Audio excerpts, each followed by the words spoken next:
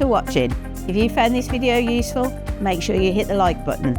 Click here to watch the next video, and finally make sure you subscribe to see all useful videos regarding the Viessmann product range.